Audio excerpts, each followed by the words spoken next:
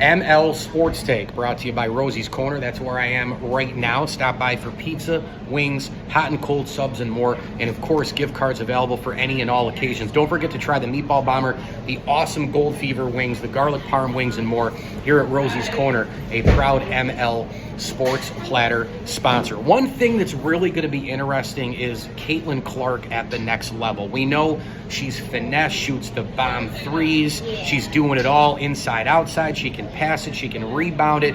She's on a collegiate schedule right now. But it's going to be interesting what happens when she's playing monumental type Final Four games repeatedly during the regular season. She takes on the travel. She takes on bigger, stronger, faster. You know, that physical play, the travel, it's all going to be a new situation for her. Now, listen, the collegiate level's crazy too, right? You go home, you go road. She's doing the NIL stuff. She's learning how to be an entrepreneur. She's a phenom. She's got to stay within herself. There's a lot of pressure on her.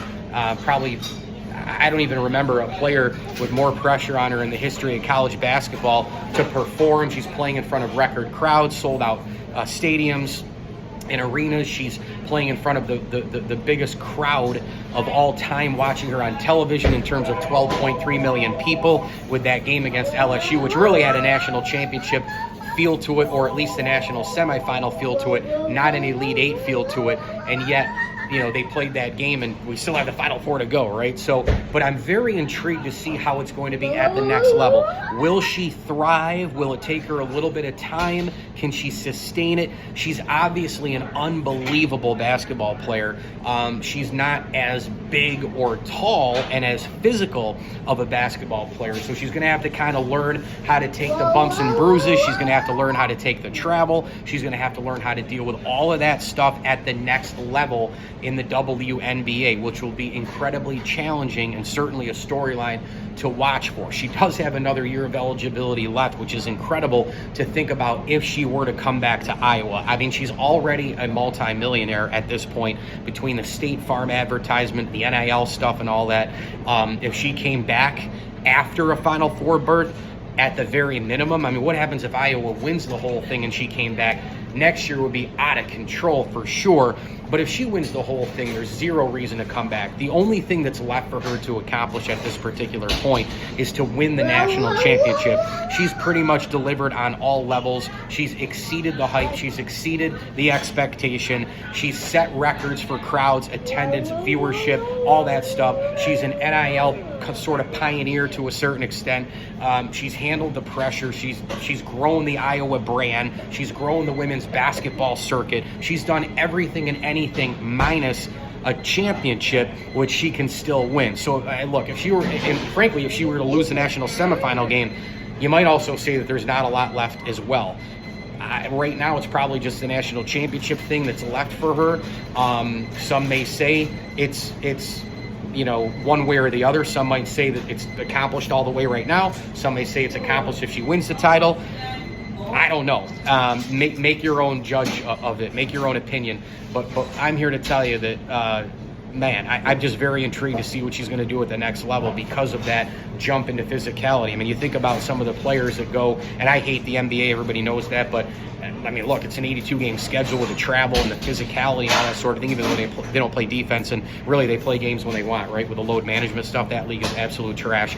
But I do understand 82 games and the travel and blah, blah, blah. I mean, there's also the minor league to major league thing. I mean, that next jump is a big deal. College football players who play in the SEC, who play 70, 80, 90, 100,000 capacity stadiums, the Big Ten, the SEC, whatever. The transition to the NFL is simple from the standpoint of walking out to the stadium. There isn't a wow factor. You know, you're not going from 30,000 fans at the Dome to 85,000 wow factor and all the rest. But the transition, the mental game, the travel, the physicality, the speed, everything outside of that does go up just a bit, and it can get to the nerves. The mental side has to be just right. Think about James Cook. He played at Georgia, championship program, had a great career and all the rest. First carrying the NFL in St. Louis, put the ball on the deck, fumbled. Maybe that was jitters, maybe it was the mental part, maybe it was both, I don't know. But the wow factor, seeing all the fans, not really that hard of a transition because it's, honestly, the Big House at Michigan, there's more fans there than every NFL stadium, right? All of them. However, here, and just right here, right? You know, staying focused, doing her thing. It is a different deal. It's a different jump. It's a different reality, the physicality, all that. The next jump, the speed, the physicality, the height, weight, the changes, the travel. I'm very interested to see that next jump for Caitlin Clark in terms of how she adjusts to the WNBA. Mike Lindsley with you here at Rosie's Corner, ML Sports Take. Make sure you stop by for pizza, wings, hot and cold subs, and more. Oh, by the way, you've got a great opportunity to stop by and grab grilled cheeses, Reubens, sneaky menu items, classic burgers, stuffed shells, and you name it, all here at Rosie's Corner. Come try the garlic parm wings. Come try the gold fever wings. Try it all here at Rosie's Corner. Desserts, chips, sides, everything. They got the tomato cucumber salad today. They got a lot of things going on. Chocolate milk for the kids as well. So stop by Rosie's Corner. As you can hear my kid in the background with chips and a lemonade. I got to get out of here. Rosie's Corner, Route 11 in front of the Burton Bridge. Stop by, grab the pizza wing combinations all day today. As I always tell you, enjoy the games.